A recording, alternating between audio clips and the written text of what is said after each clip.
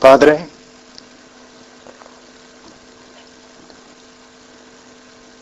te doy gracias por todo lo que has hecho en mi vida. Te doy gracias, Señor, por Jesús,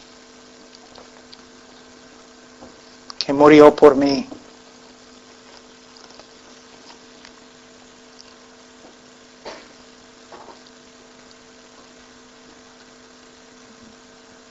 Señor, me siento tan débil ante ti y ante esta congregación.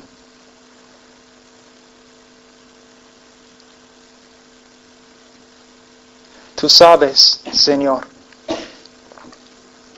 que no soy un hombre fuerte, que soy muy débil. Te necesito, Señor, como siempre, y más que nunca.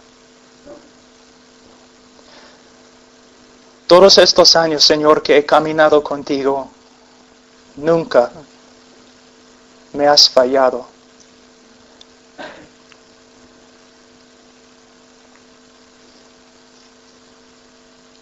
Ni una sola palabra ha fallado. Señor, oro por estos jóvenes.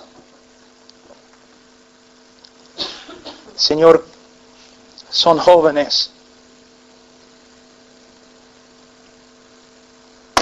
Y hay muchos, Señor, que ellos no saben acerca de ti, acerca de la vida, acerca del cristianismo verdadero. Señor, somos tan influenciados por el mundo y nuestra cultura. A veces, Señor, somos como ciegos. No sabemos quién eres ni lo que dice tu palabra. Señor, ten misericordia no solamente de los jóvenes, sino de mí. Señor, si tú no obras aquí, en estos días, todo eso, Señor, va a ser como una broma religiosa. Te necesitamos, Señor. Yo te necesito. Gracias, Señor, que podemos orar a ti en nuestra necesidad. Señor, yo veo en esta congregación almas, personas que van a vivir acá en la tierra un tiempo y luego se van a parar ante ti. Cada uno, Señor, va a ser juzgado por ti. Por eso, en el temor de Dios, te pido que me ayudes.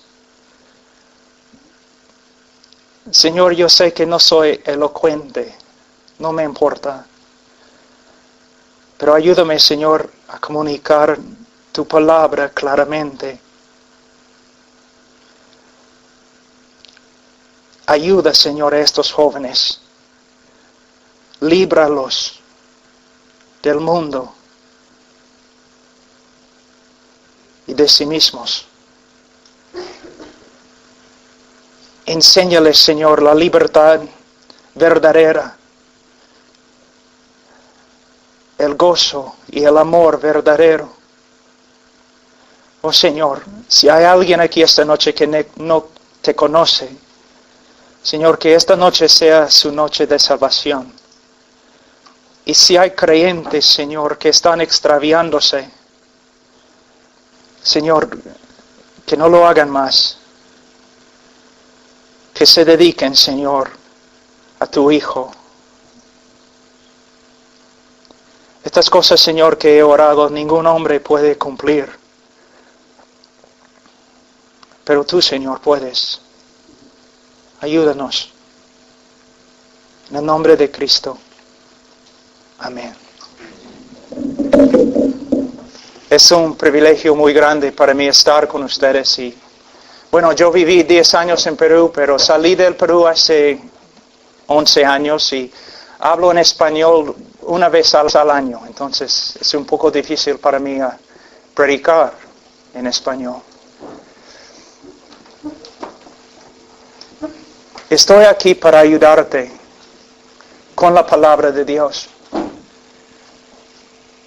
Yo sé que a veces crees que tienes todas las respuestas, pero yo te digo, ni sabes lo que son las preguntas. Tienes una vida, ¿te das cuenta? Una vida que el Señor te ha dado. De una forma no es tu vida, es suya. No tienes el derecho de hacer lo que tú quieras. Solamente tienes el derecho de hacer lo que el Señor quiera. Soy un hombre que de verdad tengo bastante gozo y alegría en mi vida. Pero hay tiempos cuando uno tiene que hablar en serio.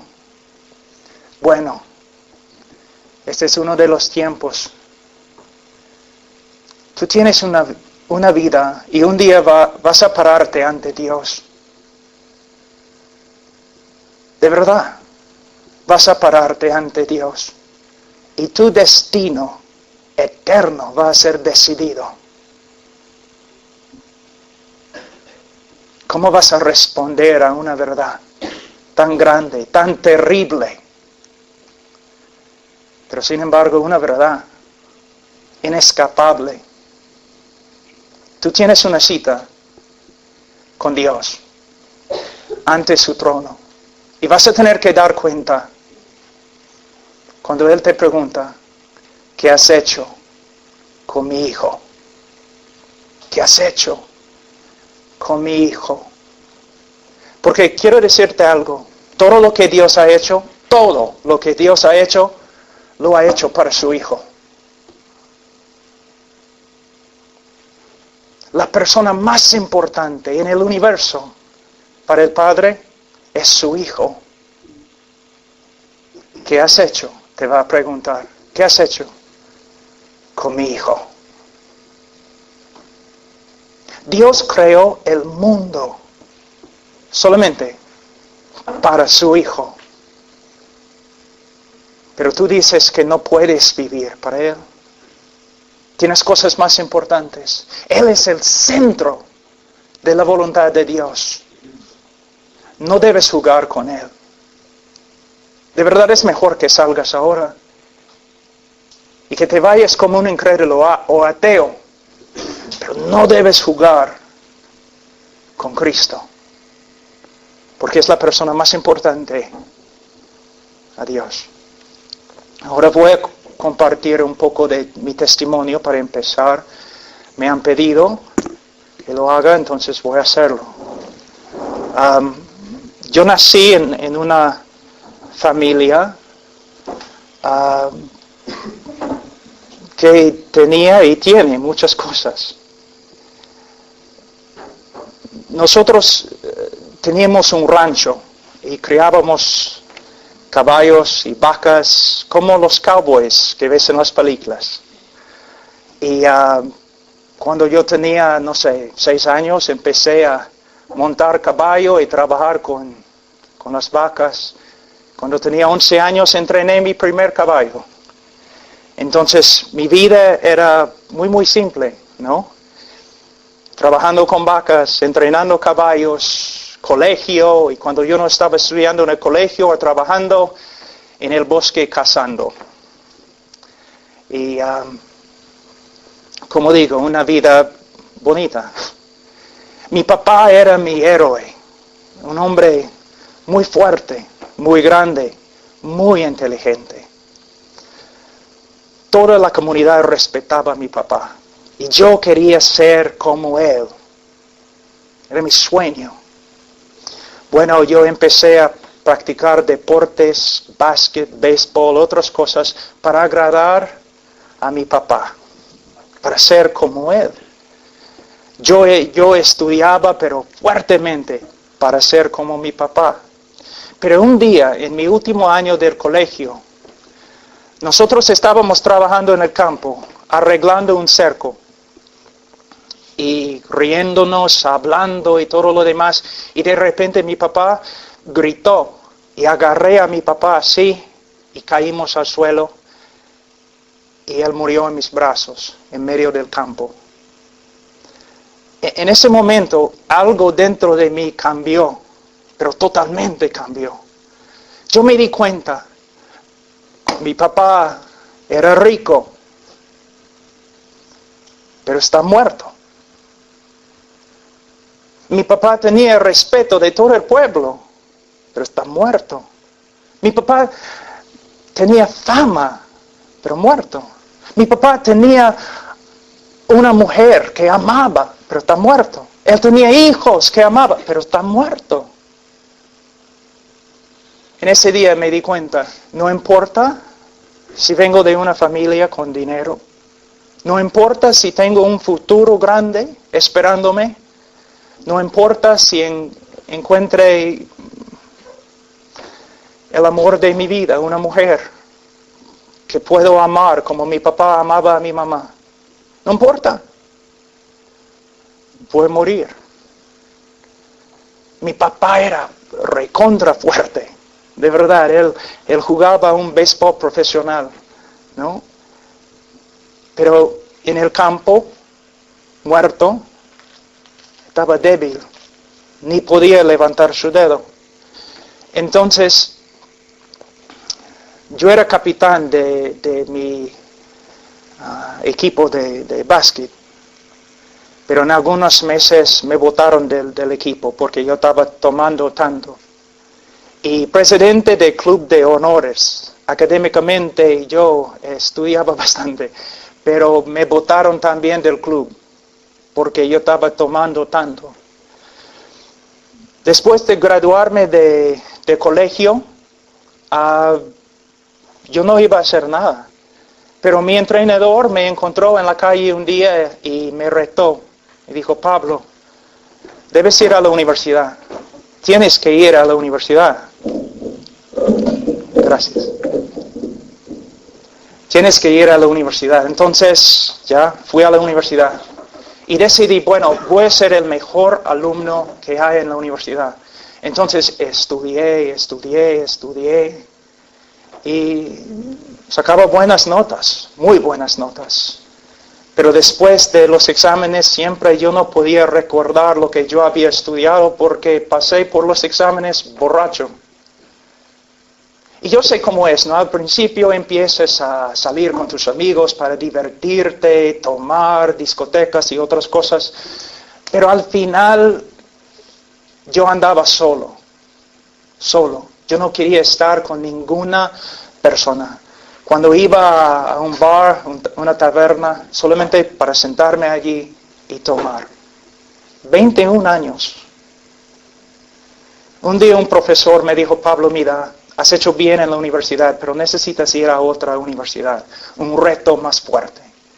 Entonces fui a la Universidad de Texas y empecé a estudiar de nuevo, pensando quizás mi vida va a cambiar. Yo quería ser un abogado en el campo petrolero, entonces Texas. Y de nuevo empecé a estudiar y tomar. Y aunque probablemente no puedes creerlo, en esa época también yo era pesista. Yo levantaba pesa 3 horas cada día, tomando esteroides, todo. Y ahora mi cuerpo está totalmente roto. Mis carreras han sido reemplazados. Tengo más fierro dentro de mí que tu carro tiene. Y vivo en lo que se llama dolor crónico. Mi cuerpo está, pero roto. Pero un día yo estaba como a la 1 de la mañana en mi departamento y simplemente pensando. Y yo tenía un montón de pastillas, pero esteroides, que no pueden matarte si tomas todo. Pero mirando los esteroides y diciendo, me gustaría morir. La palabra que siempre decía, repitiendo, miserable, miserable, soy miserable. Tengo todo, un carro nuevo, el mejor carro, ropa bonita, chicas, pero estoy muriendo. Dentro de mí hay un vacío. Joven, mira, si tú quieres tener dinero, yo puedo decirte, por experiencia, no te va a llenar. ¿Tú quieres tener carros finos? Sí, no te va a llenar. ¿Ropa? Está bien. Es tela y no más. Y como a la 1 de la mañana alguien tocó el timbre de mi departamento. Y yo abrí la puerta y había un jovencito así de ese tamaño, ¿no? Su primer año en la universidad. Así, temblando. Y yo le pregunté, oye, ¿qué pasa? ¿Qué quieres? Y él me dijo, bueno, probablemente me vas a pegar. Yo le dije, sí, probablemente te voy a pegar. 1 de la mañana. Entonces, él me dijo, mira, yo tengo tanto miedo de ti. Pero 2 semanas ahora no puedo vivir con mí mismo. Porque Dios me está hablando. Y yo pensaba, caramba, el joven es un loquito. Dios le está hablando. Dios me está hablando y ahora tengo más temor de Dios que tengo de ti. Tengo que decirte algo. Yo pensaba, este tiene un mensaje de Dios para mí. Yo era agnóstico. Ok, está bien. Dime la palabra de Dios para mí. Y él dijo, Dios dice que tu vida es una miseria. Miserable. Miserable. Y tu vida va a ser así hasta que te arrepientas de tu pecado, de tu egoísmo, tu orgullo, y vengas a Dios por medio de la fe en el Señor Jesucristo. Y yo me quedé ahí con la boca abierta. ¿Qué es? Pero hace 5 minutos yo estaba ahí en la cama diciendo, mi vida es una miseria. Pensaba, ¿él estaba escuchando? ¿Cómo es que sabía? Entonces empecé a leer la Biblia y no podía entender mucho. Pero había un grupo de jóvenes en la misma universidad, en el mismo edificio donde yo tenía mi departamento, y yo noté algo acerca de ellos, que ellos eran totalmente diferentes que los demás alumnos, totalmente diferentes. Y yo pensaba, ¿por qué? Ahora, una buena lección aquí. En Europa, los Estados Unidos también, en España, no sé, los cristianos tienen una idea que para ser relevantes al mundo tenemos que ser como el mundo. No. Yo vi un grupo de jóvenes que eran distintos en su manera de caminar, su manera de vivir, su manera de vestirse, todo. Entonces yo quería saber, ¿qué tienen? ¿Por qué son así? ¿Recuerdas la película Rocky? Y este moreno bien grande que peleó contra él en la primera película. Bueno, un moreno así de ese tamaño, con el mismo parecer, se me acercó un día. Yo pensaba, caramba, voy a tener que pelear con este chico. Se me acercó y me dijo, ¿eres Pablo, no? Yo le dije, sí. ¿Y qué? Y él dijo, 6 meses estoy orando por ti. ¿Qué? Sí, 6 meses. Mira, tú necesitas a Cristo. Y jóvenes como él, comenzaron a visitarme allí en mi departamento, contándome acerca de Cristo, todo lo que Cristo había hecho por mí. Yo sabía lo que yo era. Un joven solamente pensaba en mí mismo, solamente en mí. Egoísta. Yo hacía daño a personas, a muchas chicas. Nada me importaba. Yo era mentiroso solamente para divertirme. Mentía. Una persona tan vil como yo, y Dios envió a su Hijo por mí. ¿Sabes la razón por la cual no amas a Cristo como debes amar a Cristo? Es porque tú no sabes, tú no amas a Cristo como debes amar a Cristo. Es porque tú no sabes cuán pecador que eres. ¿Recuerdas la mujer que lavaba los pies de Jesús? Y él dijo, ella ama mucho porque ha sido perdonado mucho. Yo me di cuenta. Yo tenía vergüenza. ¿Cómo puede ser que Dios envió a su hijo para morir en mi lugar? Bueno, un día yo estaba en la biblioteca de la universidad haciendo copias de algunos mapas para una clase en geología. Y mis amigos estaban allí, todos. Y una chica se me acercó y me dijo, oye Pablo, voy a tener una fiesta mañana en la noche. ¿Vas a venir? Yo le dije, no voy. ¿Y por qué? Y de verdad, ni estaba pensando en Cristo ni nada. Y no sabía lo que yo había dicho hasta que vi la reacción de mis amigos. Pero cuando ella dijo, ¿por qué? Yo le dije, bueno, porque soy discípulo de Cristo y le voy a seguir con toda mi vida. Y mis amigos me miraron así. ¿Pablo? En ese momento me di cuenta lo que yo había dicho. Y yo dije, es cierto, voy a salir este momento y voy a empezar a seguir a Cristo. Él me salvó. Yo ni sabía lo que había pasado. Corrí a mi departamento buscando a los chicos. Oye, chicos, cristianos, díganme, ¿qué me ha pasado? Soy una persona diferente, me siento limpio.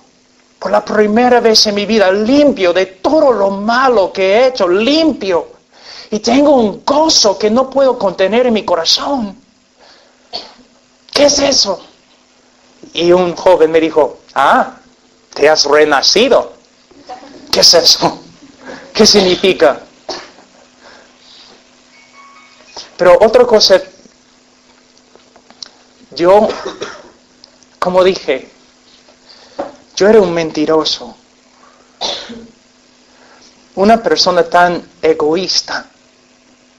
Y después de salvarme, el Señor empezó a obrar en mi vida. Algunas cosas cambiaron así, pero otras cosas no. Pero yo noté una diferencia bien grande. Antes yo podía pecar sin dolor en mi corazón, sin ofender mi conciencia.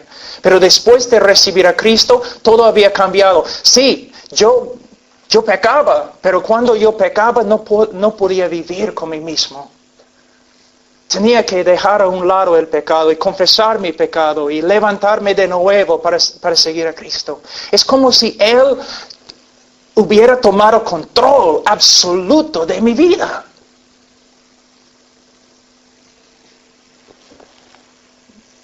Después de terminar la universidad decidí, voy a ir al seminario para estudiar. Entonces fui al seminario, estudié ahí. Y en el seminario el Señor me llamó a Perú. Yo tenía 26 años y fui al Perú. Y yo nunca había visto en mi vida pobreza. Ustedes, si han vivido aquí en España toda su vida, ustedes no saben lo que es la pobreza.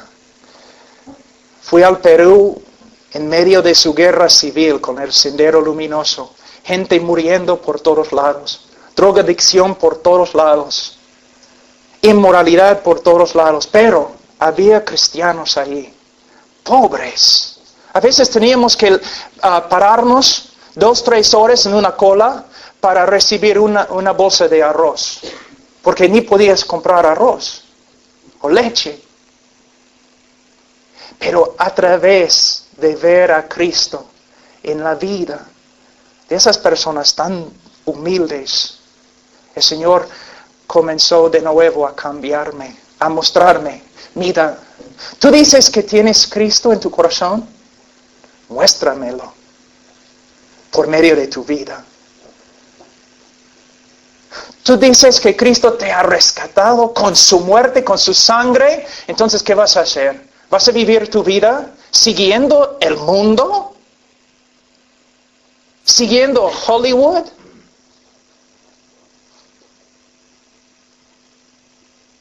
¿O vas a usar la vida que Dios te ha dado para seguir a Cristo?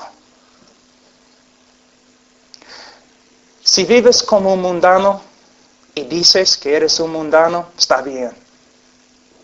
Está bien. Por lo menos tienes integridad. Pero si dices que eres creyente y actúas como un mundano, es mejor no decir que eres creyente. Esta noche vamos a hablar de lo que Cristo ha hecho por nosotros. Es para que veas el gran precio que fue pagado, para que te levantes en el poder del Espíritu Santo y vivas con todo tu corazón, con toda tu fuerza para Él. Yo te digo que este universo es cristocéntrico. Tus necesidades y tus deseos y los planes que tienes para tu vida no tienen ninguna importancia. Lo que tiene importancia es que tú entregues tu vida a Cristo totalmente. Ahora tengo 27 años caminando con Él. Mi amo, mi Señor, ninguna palabra ha fallado. Las bendiciones que Él me ha dado, ni puedo comunicar en inglés o latín o español. Él es perfecto en todos sus caminos. Y Él es digno de tu vida. Mira, eres fuerte, ¿no? Joven, fuerte. Yo era más fuerte.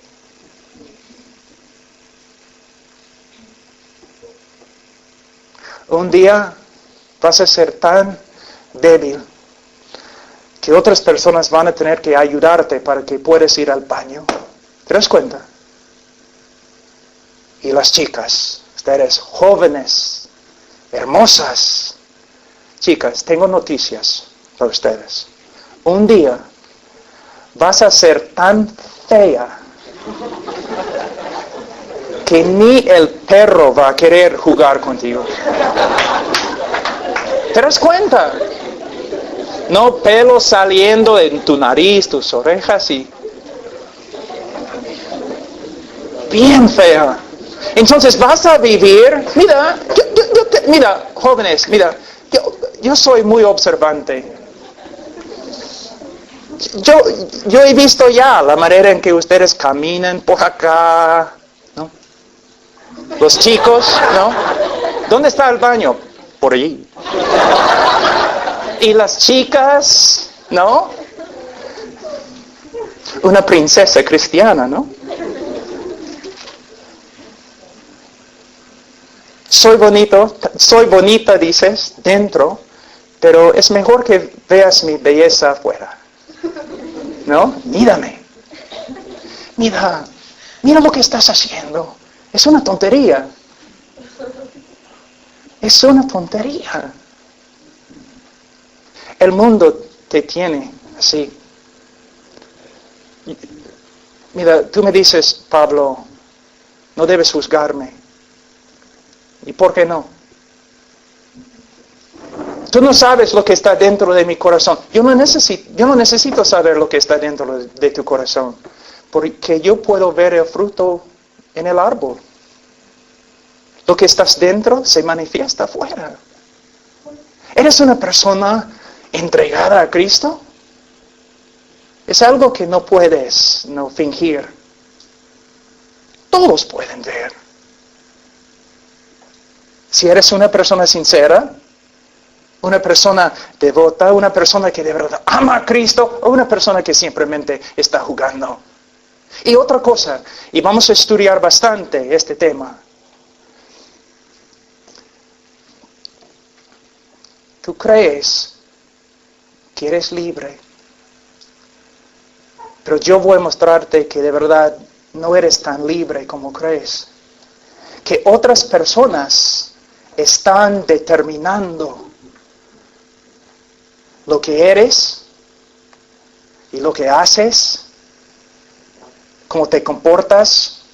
Mira, vamos a tomar solamente tu manera de hablar. ¿Dónde aprendiste a hablar así? ¿De un estudio profundo de las Escrituras o de tu cultura? De tu cultura. Porque probablemente ninguna persona aquí ha estudiado la Biblia para ver cómo debo hablar. Y el compañerismo que tienes con otras personas. ¿Quién ha determinado esto para ti? ¿Has estudiado la Biblia para ver lo que el Cristo dice acerca de las personas con las cuales debes tener compañerismo, o otra persona te ha dicho? ¿O tú mismo has decidido? Las cosas que ves con los ojos, ¿estás siguiendo a Cristo? ¿Has estudiado en su palabra lo que Él dice con respecto a tus ojos? Ahora, no soy legalista, pero es una buena ilustración. Tu manera de vestirte. ¿Quién ha decidido esto para ti? ¿Hollywood? ¿Madrid? ¿Nueva York? ¿O has hecho un estudio profundo de las Escrituras para ver lo que es la voluntad de Dios? ¿Ves? Entonces podemos ver esta semana que mayormente tú puedes adorar a Cristo, tú puedes participar en la alabanza, tú puedes usar una camisa que dice Cristo viene. Pero la pregunta más importante es, ¿quién determina cómo eres? ¿La Biblia y tu estudio de la Biblia? ¿O tu cultura secular y de una forma anticristo? Ahora, vamos a Romanos capítulo 3 y vamos a empezar. Tú dices, ¿vas a empezar? Si esta fue la introducción nomás. Voy a tener que achicar un poco el sermón, pero lo más importante para mí esta noche es que cada uno de ustedes vea lo que Cristo hizo en la cruz. Pero primeramente vamos a Romanos capítulo 3, versículo 23, que dice, por cuanto todos pecaron y están destituidos de la gloria de Dios. Todos pecaron. ¿Te asusta? ¿Te asusta? Debe asustarte. ¿Por qué? Primeramente, la razón por la cual esta frase no te asusta es porque no conoces a Dios como debes conocer a Dios. Si tú pecas, si tú dices algo en contra de mí, no vas a ir a la cárcel. Pero si tú dices algo en contra del presidente de España o del presidente de los Estados Unidos, una amenaza, tú puedes ir a la cárcel. ¿Por qué? Bueno, es el presidente. Tiene un papel, un rango, una oficina muy, muy alta. Ahora, cuando pecas, no estás pecando contra un alcalde de un pueblo pequeño. No estás pecando aún contra un querubín. Estás pecando contra el Dios del universo, que es merecedor de toda la alabanza, de toda obediencia. Esta noche no estábamos adorando a Dios. Está bien, me gustó. Los que estaban liderando, yo vi en su cara sinceridad. Pero estamos allí adorando a Dios a la ligera, a medias. ¿Te das cuenta cuando el profeta Isaías vio a Jehová en Isaías 6, cayó como un hombre muerto y pronunció una maldición sobre sí mismo en hebreo? Básicamente diciendo que Dios, mátame. No soy merecedor de estar en tu presencia. Él notó inmediatamente, viendo la santidad de Dios, él notó inmediatamente su propio pecado y su necesidad de gracia. A veces nosotros nos acercamos a Dios a la ligera, ¿no? Como si no fuera gran cosa. Tengo una pregunta. ¿Puedes decir que tú tienes el temor de Jehová, que es el principio de la sabiduría? Que temes a Jehová. Te doy cuenta, el Espíritu Santo en este momento, Él puede entrar en este cuarto y infundir dentro de ti un temor tan grande. Ojalá que lo haga, para que veas que Dios no puedes jugar con Él. En la alabanza, no debes entrar en un cuarto y alguien dice, vamos a alabar, ya vamos. No, es Dios. ¿Ves, joven? Estás jugando con los diamantes de Dios. Estás acercando a Dios a la ligera, como si Él fuera tu abuelo o algo. Es Dios. Y nosotros hemos pecado contra Él. Imagínate, Dios mandó a las estrellas que se pongan en el espacio, y todas las estrellas le obedecieron. Él mandó a las montañas que se levantan y se levantaron. Las valles que se bajaron y se bajaron.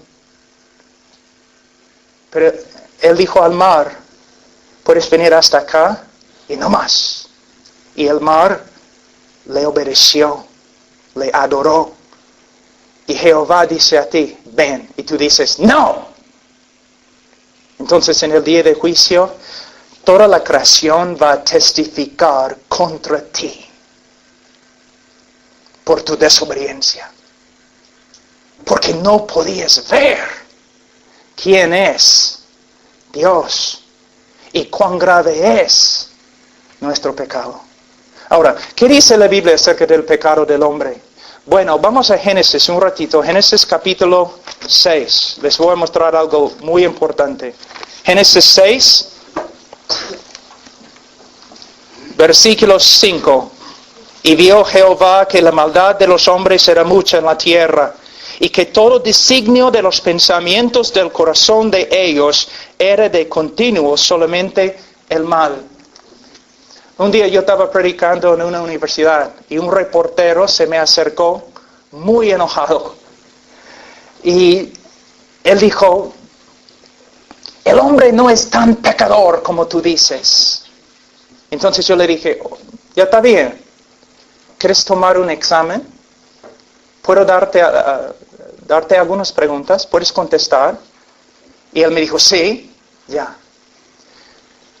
Te voy a dar la misma pregunta. En este momento, si yo pudiera sacar tu corazón y poner todos los pensamientos que has tenido desde tu niñez hasta ahora, todos los pensamientos que has tenido, ni estoy hablando de obras, solamente los pensamientos. Si yo pudiera poner todos los pensamientos en un DVD y yo pudiera dar la película acá ahora, tú saldrías de aquí corriendo y nunca regresarías a este grupo. Porque tú has pensado cosas tan feas, tan viles, que ni puedes compartirlos con tus mejores amigos. Tú sabes que es verdad. Es verdad. Si solamente yo supiera lo que ustedes ya han pensado de mí, tendrían vergüenza. ¿Y este? ¿Quién cree que es? O como en Latinoamérica, este gringo viene predicándonos, ¿qué?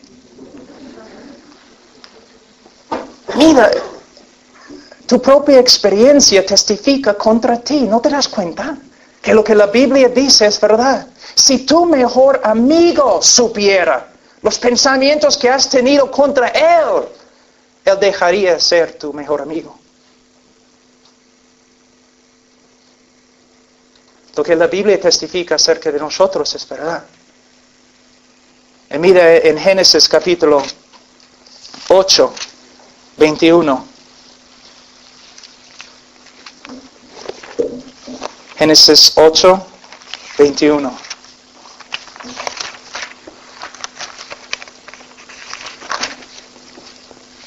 Y percibió Jehová olor grato, y dijo Jehová en su corazón: no volveré más a maldecir la tierra por causa del hombre, porque el intento del corazón del hombre es malo desde su juventud.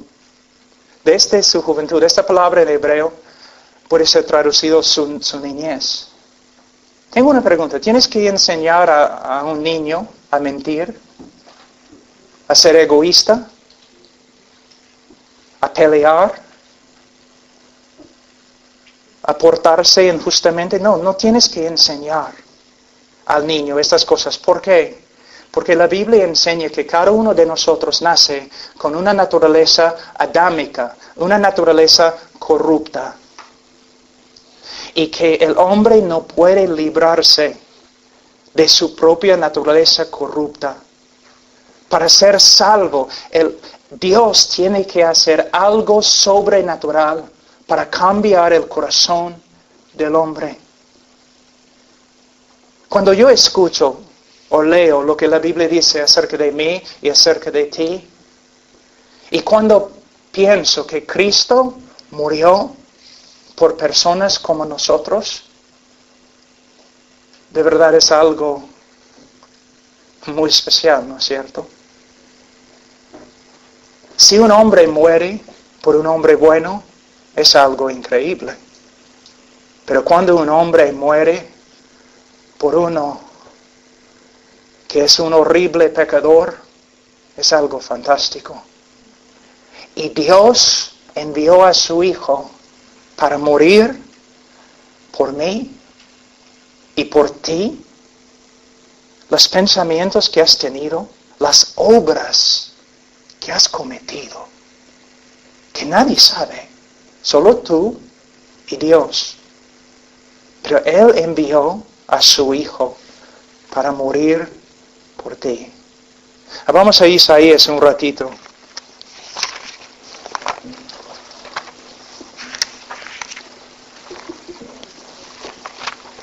...64...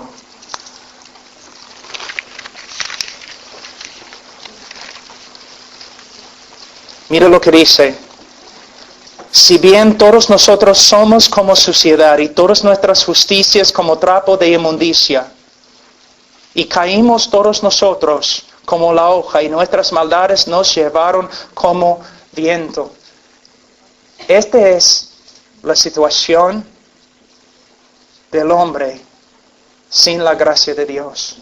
Si Dios simplemente te hubiera dejado en tu pecado, tú serías así. En tu pecado, un esclavo de tu pecado y sin esperanza. Aquí en Isaías podemos ver la razón por la cual el hombre no puede salvarse por medio de las obras. ¿Te das cuenta? Mira lo que dice: aún nuestras mejores obras son como trapos de inmundicia. En Perú nosotros construimos una iglesia una vez en el río Amazonas, en el pueblo San Pablo, que antes era un pueblo de leprosos. Todavía hay un montón de leprosos allí, y sus hijos. La lepra es una cosa horrible. Hay diferentes tipos de lepra, pero el peor tipo de lepra es insoportable. El hombre se pudre, sangre y pus saliendo de su cuerpo. Es algo horrible.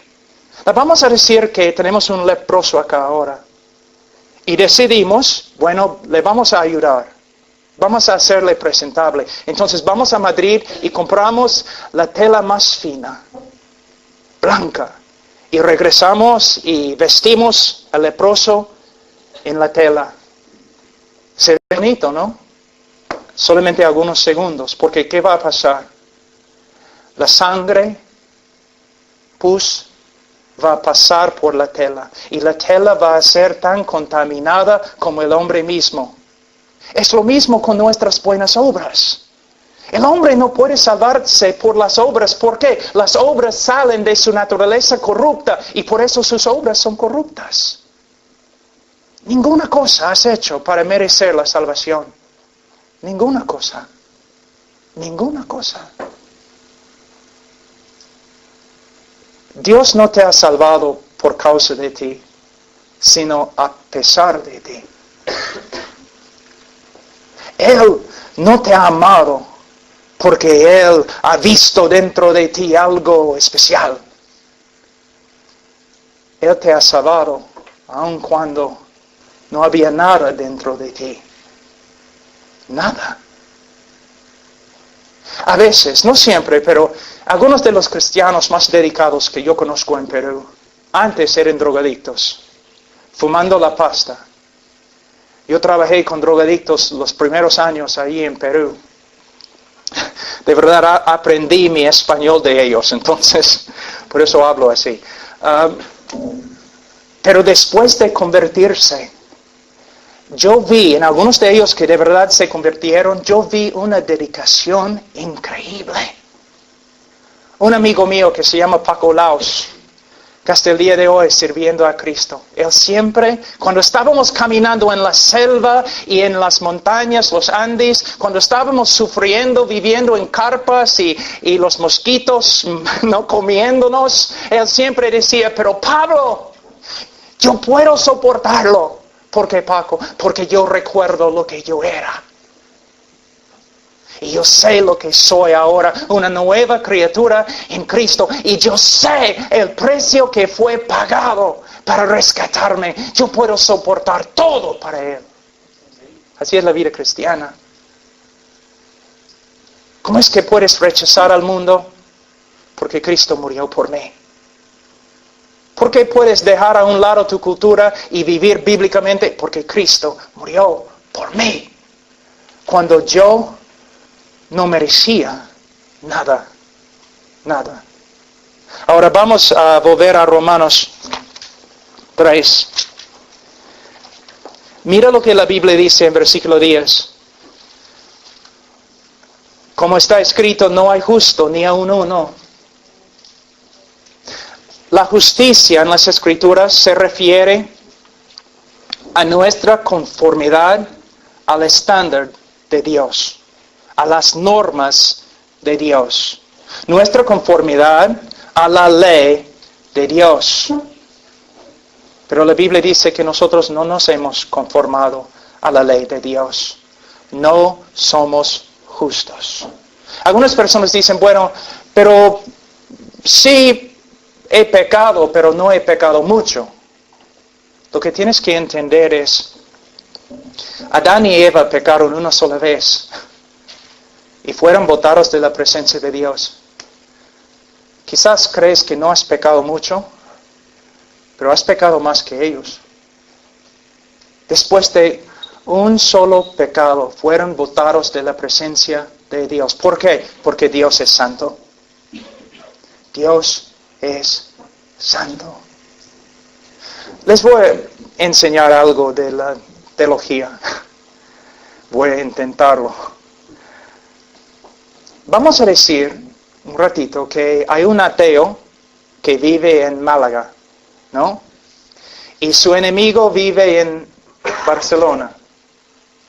Y el ateo escuche que su enemigo en Barcelona está enfermo y necesita una medicina que va a costar $100,000. Entonces el ateo vende su casa, vende su carro, vende sus terrenos, todo, solamente para comprar la medicina que su enemigo necesita. Y sin carro camina a Barcelona para dar la medicina a su enemigo. Tengo una pregunta. ¿Ha hecho bien o ha hecho mal? Tú dices, bueno, ha hecho bien. No. Ha pecado. Tú dices, ¿cómo? Estás olvidándote de algo. Este es un universo teocéntrico. Todo lo que haces, tienes que hacerlo para la gloria de Dios. El ateo, su motivo no fue principalmente la gloria de Dios, sino probablemente la gloria de sí mismo. Lo que tienes que entender es, tú crees que, bueno, soy un hombre bueno porque, no, ando bien con mis vecinos, soy muy amable a las personas y aún amo a mis enemigos. Pero mi pregunta es, ¿y Dios? ¿Qué relación tienes con Él? ¿Cómo respondes a Dios? Tú dices que nunca ofendes a un ser humano, pero quizás todos los días ofendes a Dios.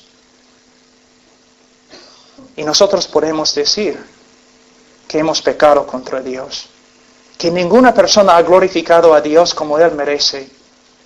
Ninguna persona ha hecho todo lo que ha hecho para la gloria de Dios. Mayormente hacemos las cosas para nuestra propia gloria.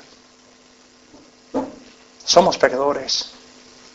Ahora, dice aquí, no hay justo ni aun uno, no hay quien entienda, no hay quien busque a Dios.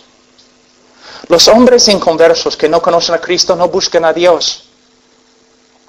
Y como evidencia, voy a usar los cristianos. Hay muchos de ustedes que se dicen cristianos. Una pregunta. No tienes que contestar en voz alta, pero una pregunta. Cristiano, que ahora eres hijo de Dios, convertido, renovado, regenerado. ¿Cuánto tiempo cada día buscas a Dios? Muchos pasan semanas sin estudiar su palabra, sin orar, sin adorar a Dios en privado. Tengo una pregunta. ¿Adoras a Dios cuando nadie está? A veces simplemente vas a tu cuarto para adorar a Dios a solas. ¿Ves lo que la Biblia dice? Es verdad. Dice que los inconversos no buscan a Dios y podemos probar que es verdad, porque muchas veces los que se dicen cristianos ni buscan a Dios. ¿Te das cuenta? Si eres salvo es por medio de la gracia. Tú dices, Pablo, ¿por qué estás diciendo esas cosas?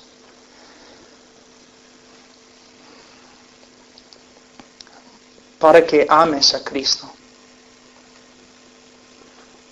Para que veas lo que ha hecho por ti.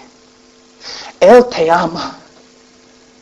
Como ningún predicador puede explicar o definir. Él te ama. Y el amor de Dios, el amor de Cristo, se magnifica cuando vemos su amor a través de lo que somos. Cuando, por ejemplo, vemos a un chico que es millonario, y bien, usamos la palabra en Perú, bien guapo, bien, no es feo. Entonces es millonario, tiene el parecer de Tom Cruise o una estrella de película, y él va y se casa con una chica bien rica y bien guapa también. Entonces nadie dice nada, ¿no? Normal. Este chico se casó con ella, él es rico, ella es rica, él es hermoso, ella es hermosa, claro, se casaron. Pero cuando un chico millonario, muy hermoso, príncipe, se casa con una chica pobre y no muy hermosa, todos hablan, ¿no? Mira, ¿no es hermoso como este hombre? De verdad la ama. La trata como una reina. Aunque no es muy guapa, no tiene dinero, nada. Y hablamos todos, todo el pueblo hablando, mira.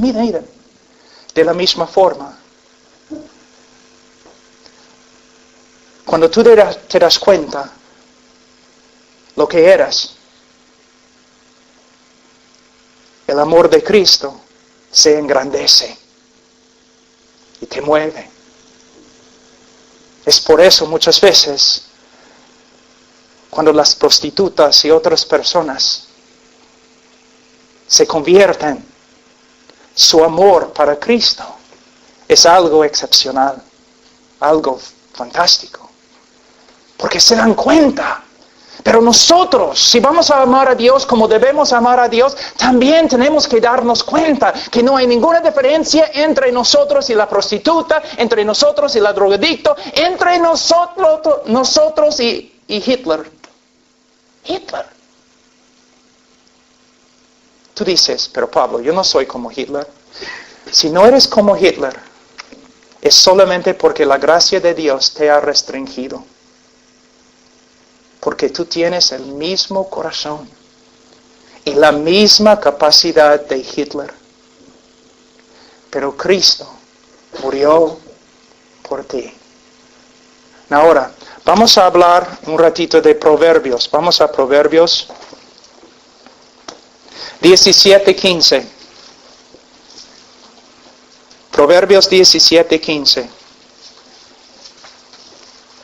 Ahora te voy a mostrar el problema más grande en toda la Biblia. El problema más grande en la teología. El problema más grande que existe. Es la razón por la cual Dios ha hecho todo lo que ha hecho. Mira lo que dice. El que justifica al impío y el que condena al justo, ambos son igualmente abominación a Jehová. Tú dices, pero ¿cuál es el problema? Guarda esa página y vamos a Romanos 3 un ratito. En Romanos 3, 23, mira lo que dice. Por cuanto todos pecaron y están destituidos de la gloria de Dios, 24, siendo que justificados gratuitamente por su gracia. ¿La gracia de quién? La gracia de Dios. Entonces, ¿qué está diciendo en este texto? Que aunque éramos pecadores, Dios nos justificó. Ahora, ¿qué significa justificar? En el griego es un término legal o forense. El momento que una persona confía en el Señor Jesucristo, Dios le justifica. ¿Qué significa? Que Dios declara a esta persona legalmente justo ante Él. Cuando una persona cree en Cristo y Dios le justifica, no significa que en ese momento la persona llega a ser una persona perfectamente justa en su naturaleza. ¿Por qué? Sigue pecando.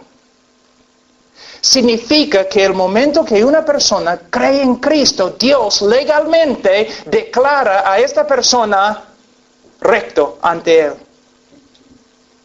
Justo ante Él. Entonces Dios justifica a los pecadores. Pero de nuevo, Proverbios 17. Hemos dicho que Dios justifica al impío, ¿no es cierto? Es lo que hemos dicho en Romanos 3. Dios justifica al pecador. Él justifica al impío. Pero 17:15 de Proverbios dice, el que justifica al impío es abominación a Jehová. ¿Ves el problema? El problema más grande en la teología, escúcheme, porque muchos de ustedes nunca han escuchado esta verdad. Aunque están en una iglesia evangélica todas sus vidas, nunca han escuchado. El eje, la verdad principal del evangelio es, si Dios es justo, Él no te puede perdonar. Si Dios es justo, Él no te puede perdonar. Y el problema más grande en las Escrituras, ¿cómo puede Dios ser justo y a la vez perdonar al pecador? Tú dices, pero no entiendo el problema. Mira, te voy a dar una ilustración. Vamos a decir que regresas a tu casa y encuentras a toda tu familia asesinada en el piso. Y el asesino está ahí con la sangre de tu familia en sus manos. Tú gritas, tú agarras al asesino, lo llevas a la policía al juez. Y un día ya, todos se juntan ahí, el criminal, el juez, todo el pueblo. Y el juez mira al hombre que es culpable de la muerte de tu familia, y el juez dice, mira, soy un juez lleno de amor, misericordioso, entonces te perdono. Estás libre. ¿Cómo vas a responder? ¿Vas a escribir a los políticos? ¿Vas a hablar con los reporteros diciendo que hay un juez que es peor que los criminales? Porque un juez tiene que hacer justicia. El juez no puede simplemente perdonar al culpable. Y ahí es el problema en la teología. Dios es justo, tú eres culpable. ¿Cómo puede Dios justificarte sin dejar de ser justo? ¿Puedes ver? Me están mirando más o menos así. ¿Entienden? Algunos predicadores yo he escuchado diciendo, mira, Dios, en vez de ser justo contigo, Él demostró su amor hacia ti. ¿Una vez has escuchado algo así? Es una mentira. ¿Sabe lo que están diciendo? Están diciendo, Dios, en vez de ser justo, entonces lo contrario es, Dios, ¿era injusto? Dios no puede negar su justicia. Es un Dios justo. Él no puede simplemente amarte o perdonarte, porque Él no puede negar su justicia. Él tiene que ser justo, pero ¿cómo puede Dios ser justo y a la vez perdonar al pecador? La respuesta se encuentra en la persona de Jesucristo. ¿Qué pasó? El Hijo de Dios, Dios el Hijo, según la voluntad de su Padre y con buena voluntad, llegó a ser hombre. Vivió una vida perfecta, como Dios sí, pero a la vez como hombre, en tu lugar. Él vivió en tu lugar. Y conforme al plan de Dios, Él se fue a la cruz. En la cruz, todo el pecado de su pueblo, toda la culpa, Él llevó. Ahora, todo el castigo divino, todo el castigo de Dios, toda la ira de Dios que debe caer sobre ti, cayó sobre su Hijo. Y cuando su Hijo murió, Él satisfizo una vez para siempre la justicia de Dios. Entonces ahora Dios puede perdonarte porque Dios mismo satisfizo su justicia por medio de morir en tu lugar. Quizás algunos de ustedes nunca escucharon una verdad, aunque es el centro, una verdad así, aunque es el centro del Evangelio. Ahora, vamos a hablar un ratito acerca del odio de Dios. ¿Cuántos de ustedes han escuchado un sermón acerca del odio de Dios? Una persona.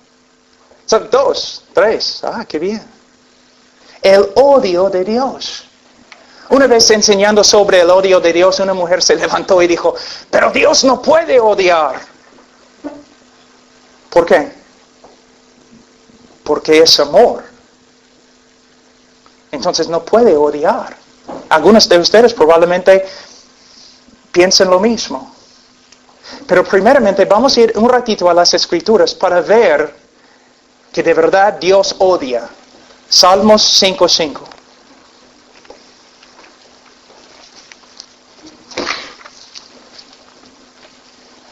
¿Una vez has escuchado Dios odia el pecado, pero ama al pecador? ¿Una vez has escuchado una frase así? Dios odia el pecado, pero ama al pecador. Pues vamos a ver. Salmos 5:5. Los insensatos no estarán delante de tus ojos. Hablando de Dios, dice, aborreces a todos los que hacen iniquidad. ¿Qué significa hacer iniquidad? Pecar.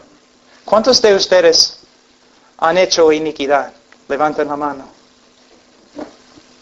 Entonces, ¿qué dice este texto?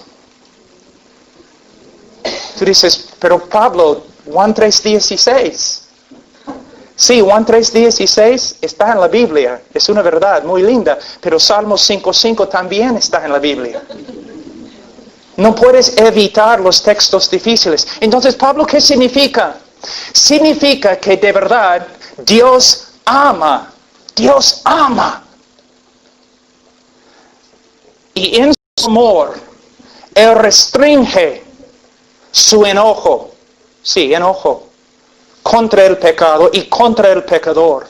Él restringe su aborrecimiento contra lo malo.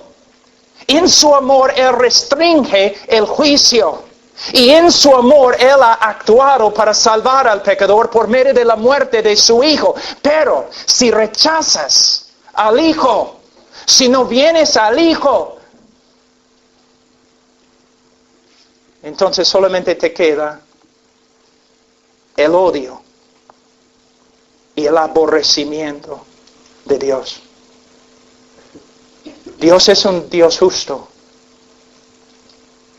Y Él odia la maldad. En amor, Él restringe su juicio. Él envía a su Hijo. Y Él espera y espera con paciencia al pecador. Pero un día, si el pecador ignora el amor de Dios y dice, no me importa, un día solamente espera al pecador la ira de Dios, que es un resultado de su justicia, de su odio, de su aborrecimiento, de su enojo contra la maldad. Es cierto. Ahora, a veces un alumno o una persona se levanta y dice, pero no es justo hablar del odio de Dios o del aborrecimiento de Dios o el enojo de Dios. ¿Cómo puede ser que Dios aborrece? Bueno, primeramente se encuentra en las Escrituras. Pero segunda, hay otra cosa que tienes que entender. A veces en las noticias en Estados Unidos, supongo también aquí en España, sale una noticia horrible. Vamos a decir que un hombre ha secuestrado a una niña y ella está en su sótano 5 años como su esclavo. Cuando escuchas algo así, ¿cómo reaccionas? ¿Neutral? ¿No te importa? No. ¿Qué dices? No es justo, este hombre debe pagar. Te enojas. Cuando escuchas acerca del Holocausto, la matanza de 6 millones de judíos, ¿es algo que no te importa? No, cuando escuchas algo así, te enojas. La justicia no debe ser. Cuando escuchas acerca de la esclavitud de los africanos en los Estados Unidos, ¿cómo respondes? Con indignación, ¿no es cierto? Tú tienes el derecho de expresar tu indignación. pero el Dios del universo no. O escúchame, jóvenes. La ira de Dios viene. ¿Han leído el libro de Apocalipsis? El infierno espera. ¿De dónde viene el infierno? ¿Tú crees que el infierno fue creado por el diablo? No fue creado para el diablo, pero Dios creó al infierno. ¿Y qué es el infierno? La ira de Dios. Algunos dicen, mira, el cielo es el cielo porque Dios está ahí, y el infierno es el infierno porque Dios no está ahí. No es verdad, no es lo que las Escrituras enseñan. El infierno es el infierno porque sí, Dios está ahí. Su perfecta justicia. Entonces, cuando el creyente mira la cara de Dios, una hermosura, un amor que no se puede comunicar, cuando ve la cara de Dios. Y en el infierno, cuando el pecador levanta sus ojos y mira la cara de Dios, él ve algo terrible. Y la justicia perfecta de Dios. Un ratito, vamos simplemente a Hebreos, un ratito. Capítulo 10, versículo 26.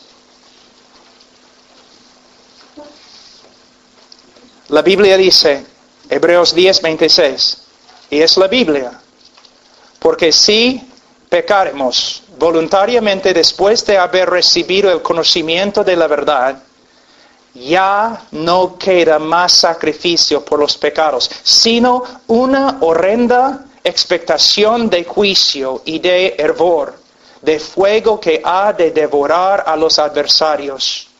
El que viola la ley de Moisés por el testimonio de 2 o de 3 testigos muere irremisiblemente. ¿Cuánto mayor castigo pensáis que merecerá el que pisoteare al Hijo de Dios y tuviera por inmunda la sangre del pacto en la cual fue santificado e hiciera afrenta al Espíritu de gracia? Pues conocemos al que dijo, mía es la venganza, yo daré el pago, dice el Señor. Y otra vez el Señor juzgará a su pueblo. El autor de Hebreos está escribiendo a algunos judíos que están pensando en dejar la fe cristiana. Ellos están ahí pensando, bueno, el templo no es el judaísmo no es tan diferente que el cristianismo, y podemos volver al templo, y el escritor de Hebreos está diciendo, no. Ustedes ya tienen el conocimiento de Cristo. Y si dejan a Cristo, si dejan de esperar en Él, no queda más sacrificio. Cristo es el único sacrificio, pero lo que te espera es la ira de Dios. Lo que estoy tratando de decirles es como el arca de Noé. Había un solo bote. No 2, no 3, no 4, un solo bote. Y la gente se reía y se burlaba de Noé todos los días, pero cuando la lluvia al final vino, no había salvación. Un solo bote. De la misma forma, hay un solo Salvador y es Cristo Jesús. Ahora, para terminar, vamos a ver algo de lo que sucedió en la cruz del Calvario. Es muy importante, muy importante. Primeramente, simplemente vamos a pensar un ratito. En el libro de Mateo 27, nosotros aprendemos que cuando Cristo estaba en la cruz, ¿qué gritó? Dios mío, ¿por qué me has desamparado? Escucha. Dios mío. Cristo hablando a su Padre, Dios mío, ¿por qué me has desamparado? Fíjate, Él no dice, ¿por qué los romanos me han desamparado? O ¿por qué mi pueblo me ha desamparado? No, Él dice, Él pregunta, ¿por qué me has desamparado? Abandonado. La palabra puede traducirse así. ¿por qué me has desamparado? Aquí es la razón. Vamos a Salmos 22.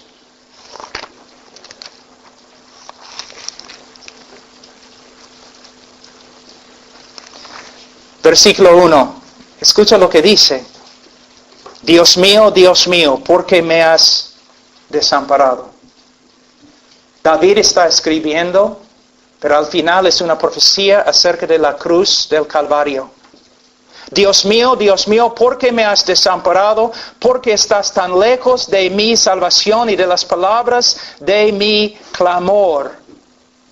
Él dice, Dios mío, clamo de día y no respondes, y de noche y no hay para mí reposo. Es su queja en la cruz. ¿Por qué me has desamparado? Y ahora, presenta un argumento. Él dice, en versículo 4, en ti esperaron nuestros padres, esperaron y tú los libraste. Clamaron a ti y fueron librados. Confiaron en ti y no fueron avergonzados. Su argumento ante Dios es, en toda la historia de Israel, siempre has salvado al hombre justo. Pero yo, tu hijo, clamo desde la cruz del Calvario, ¿por qué me has desamparado? Él nos da la respuesta, versículo 3. Pero tú eres santo, versículo 6. Yo soy gusano. ¿Qué está diciendo? En los folletos, que son muy populares, ¿no? Tienen este lado, un precipicio y Dios. Otro lado, un precipicio, hombre. Y dice, el hombre no puede acercarse a Dios. Hay un abismo grande entre los dos. El hombre está aquí desamparado. ¿Por qué? Por causa del pecado.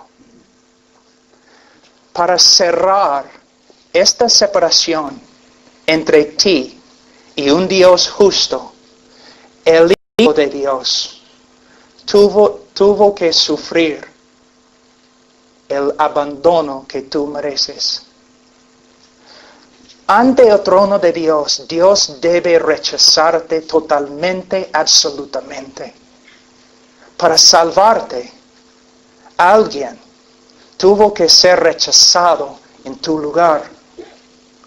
Cristo, el Hijo de Dios. Ahora no tengo tiempo ni la capacidad en español, pero si tuviéramos tiempo, podríamos hablar de lo que pasó en la eternidad antes de la creación del mundo.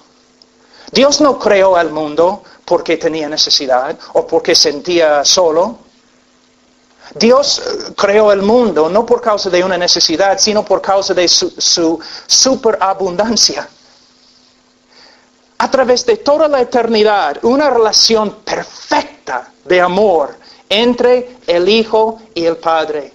Y no necesitaban más. Una relación perfecta. Pero en la cruz, la relación fue rota. Él murió abandonado por su Padre. Ahora, la mayoría de ustedes no tienen hijos. Yo tengo hijos. Tengo que tener cuidado porque amo a mis hijos tanto que a veces tengo que tener cuidado que no sean ídolos en mi vida. Ay, cómo amo a mis hijos. ¿Abandonar a mi hijo? No. Yo muriera la peor muerte en la historia del mundo. Pero yo no voy a abandonar a mis hijos.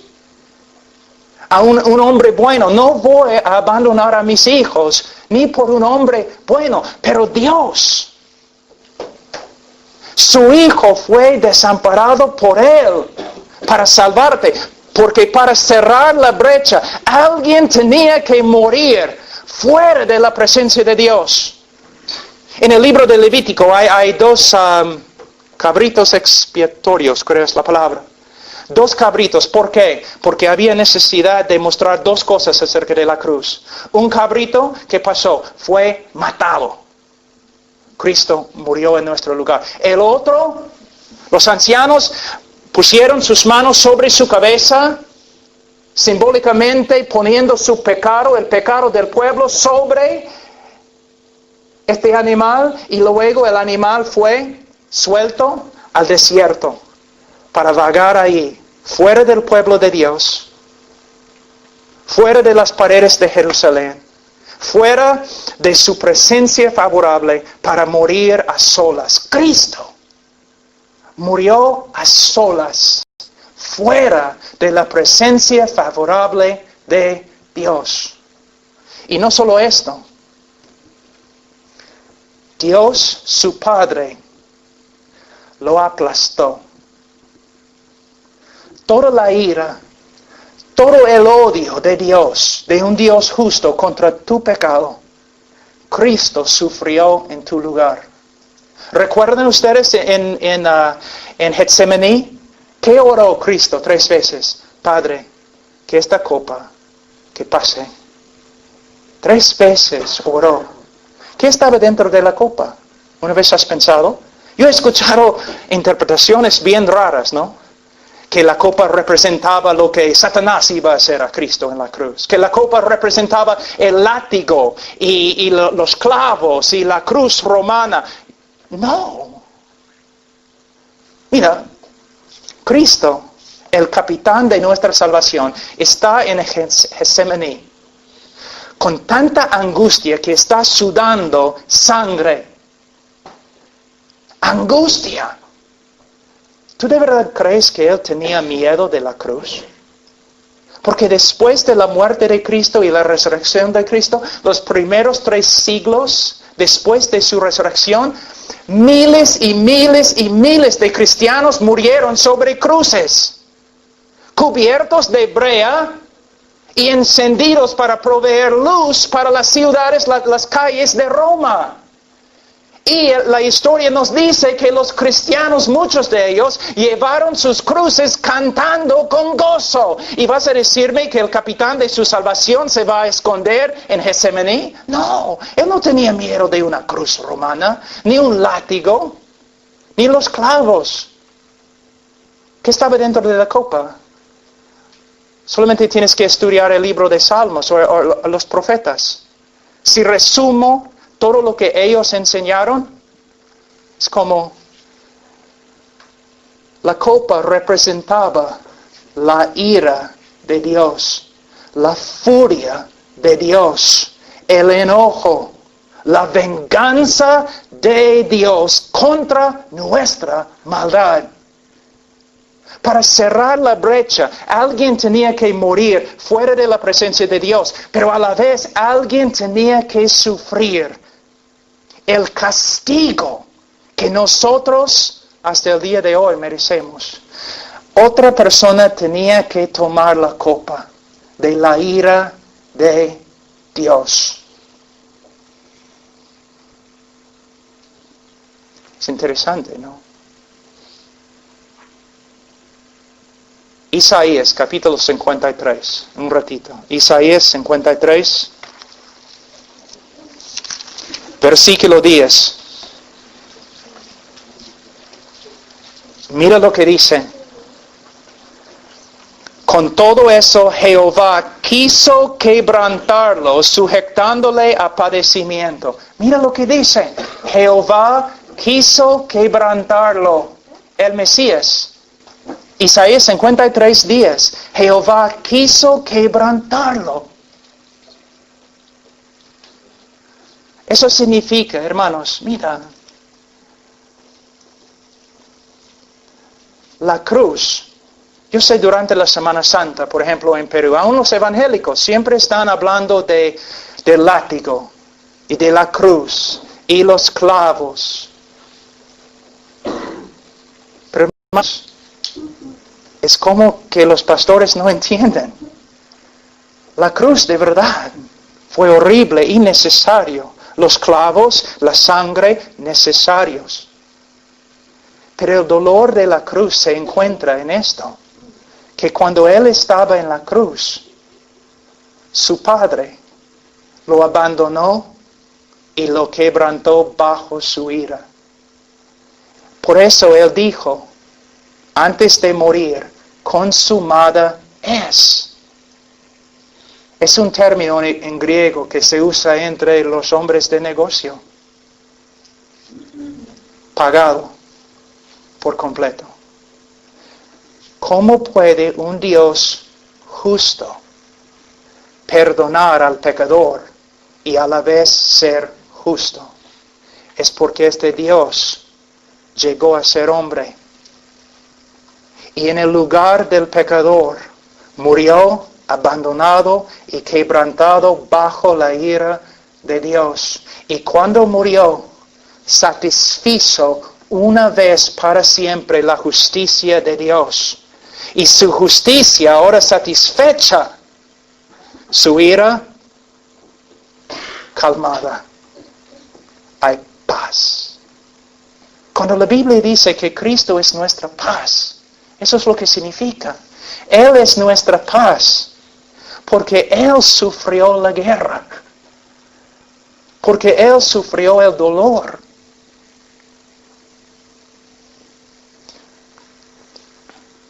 Una vez un viejo que se llamaba Abraham, Dios le dijo: Abraham, lleva a tu hijo. Mira lo que dice: lleva a tu hijo, tu único hijo, el hijo que amas, llévalo a la montaña, sacrifícalo. Entonces el hombre, obedeciendo la voluntad de Dios, ató a su hijo allí en el altar, agarró el cuchillo, sometió a la voluntad de Dios y iba a matar a su hijo. Pero antes de matar a su hijo, Dios le llamó y dijo: no, Abraham, ahora sé que me temes. Mira, hay un cordero. Y tú dices: ay, gloria a Dios. No, es una buena final, ¿no?, a la historia. Pero no fue la parte final de la historia. Fue la intermisión, nada más. Porque miles de años después, el Hijo de Dios está atado sobre un altar. Y Dios agarra un cuchillo y pone su mano sobre su propio Hijo y lo mata. Alguien tiene que morir bajo la ira de un Dios justo, la ira que tú mereces. Y cuando murió, Él pagó la pena una vez para siempre. Y cuando la Biblia dice que el creyente es justificado ante Dios, significa que no solamente Dios, por medio de Cristo, ha pagado por todos mis pecados pasados, presentes y futuros, sino también significa que la vida perfecta que Cristo vivió ahora pertenece a mí. Dios no solamente perdona al creyente, Dios viste el creyente en la vida perfecta de Jesús.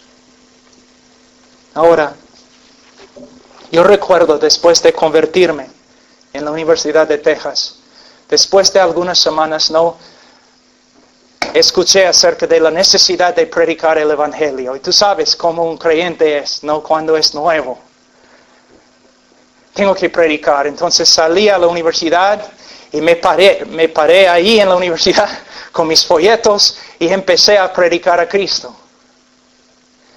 Y la gente pensaba que yo había vuelto loco. Y mis amigos, viendo lo que yo estaba haciendo, vinieron y dijeron: Pablo, oye, ¿qué estás haciendo? Estás aquí todos los días ahora repartiendo folletos y hablando de Cristo. Mira cómo la gente se burla de ti. Las chicas se ríen de ti. ¿Qué estás haciendo? Y yo les pregunté: oye, ¿ustedes son cristianos? Y ellos: claro, somos cristianos, todos somos cristianos. ¿Se dan cuenta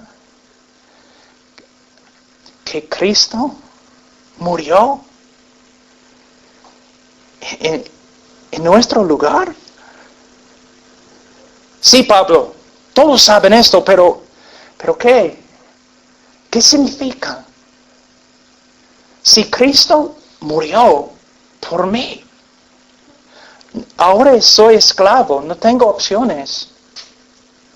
Ahora no tengo ni una voluntad. Soy un esclavo. El amor de Dios. Cristiano, mira, algunos de ustedes se creen cristianos y no son cristianos. Es cierto. No sé quiénes son, no soy profeta ni hijo del profeta, pero en un grupo de ese tamaño siempre hay personas que se creen cristianos, pero viven como paganos. Aman al mundo, siguen al mundo. Pero si eres creyente, no te das cuenta. La vida no tiene sentido. No hay ninguna razón de vivir. Solamente hacer la voluntad de Dios. Después de 27 años siguiendo a Cristo, lo único que me entristece es que he dado casi nada a Él. Si pudiera vivir de nuevo, yo daría más. Ustedes son jóvenes. Y muchos de ustedes están viviendo para el mundo, viendo el mundo, siguiendo el mundo, actuando como el mundo. Aun cuando estoy predicando acerca de Cristo, ustedes están allí riéndose. Escuchar, sí, cuando la película, no, La Pasión, no salió y todos estaban yendo a ver la película, yo no podía ir. No es porque es una mala película, yo no podía ir. ¿Cómo voy a ver? El que murió por mí, ¿cómo voy a verlo en una pantalla? ¿Por qué? Porque es una realidad, de verdad murió por mí. Esto tiene que cambiar mi vida, tiene que capturar toda mi vida. No, la riqueza, la fama, la reputación, ¿qué importa? Un día voy a pararme ante Dios. Y soy responsable por un don, un regalo tan grande que es Cristo. ¿Qué vas a hacer con Él? Mira, yo no soy un predicador enojado, no tengo nada en contra de ti, pero el amor de Dios me empuja. Joven, tienes que darte cuenta que puedes perder tu vida. Y que todo, ninguna cosa tiene valor, ninguna cosa, solo Cristo. Y mañana cuando empezamos a hablar de la vida cristiana, yo les digo algo, que la vida cristiana no es un montón de reglas. La vida cristiana no es la moralidad o la ética. La vida cristiana es una respuesta a la persona y obra de Jesús. ¿Por qué amo a mi esposa? La base de mi amor para ella. ¿Por qué amo a mi esposa? Porque Cristo murió por mí. ¿Por qué amo a mis hijos? Cristo murió por mí. ¿Por qué no quiero mentir? Porque Cristo murió por mí. ¿Por qué quiero evitar el mundo y su inmoralidad y sensualidad? Cristo murió por mí. ¿Ves? Tu vida, tú vives entre dos días, joven. El día que Cristo murió por todo el mundo. El día cuando todo el mundo se va a parar ante Cristo y ser juzgado. 2 días. ¿No te das cuenta? Para algunos de ustedes quizás el cristianismo es solamente algo que han recibido de sus padres. Y quizás su cristiano es algo que ellos recibieron de tus abuelos. Quizás nunca has visto un cristianismo auténtico. Pero el cristianismo auténtico es una entrega total a Él y a su voluntad. ¿Qué me importa lo que piense el mundo? ¿Qué me importa su manera de vivir? ¿Qué me importa su opinión? ¿Qué me importa? Lo único que importa es que Cristo murió por nosotros. Cristo murió por nosotros. La más terrible muerte que ha sucedido en el mundo, en la historia. Cristo murió por nosotros. Después de entregarme a Cristo para predicar, era una lucha muy grande. ¿Por qué? Un día tuve que ir a una boda de un primo. Subí al avión, volé de Texas a Detroit, Michigan. Cuando llegué, su limusina es la palabra, un carro bien grande, una de sus limusinas, ¿no? llegó a recogerme. Y fuimos a un lago donde tenía la fiesta, los botes y todo lo demás. Y yo estaba allí con toda mi familia, viendo la riqueza, así. Y pensando, sí, tengo que tomar una decisión. ¿Me quedo aquí con la posibilidad de todo esto? ¿O sigo a Cristo? Y empecé a llorar. La lucha era tan grande y salí y entré en un garaje, ahí donde guardaban sus carros. Y estaba allí llorando, Señor, tú llamas, yo tengo que tomar, mi vida depende de lo que hago ahora.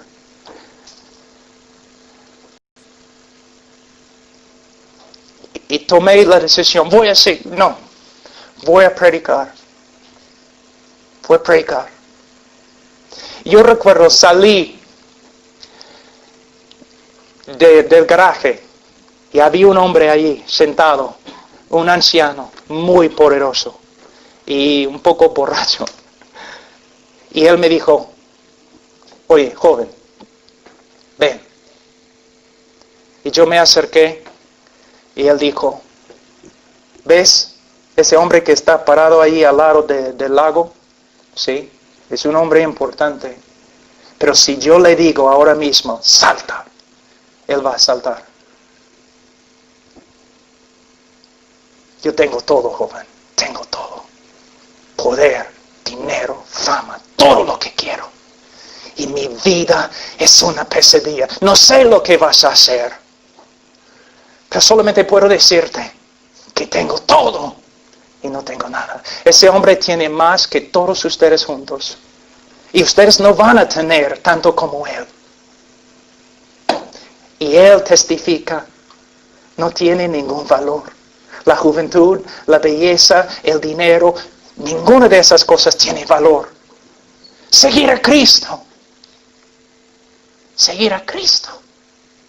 Yo les ruego que sigan a Cristo. Que dejan las tonterías de esta vida y que sigan a Cristo.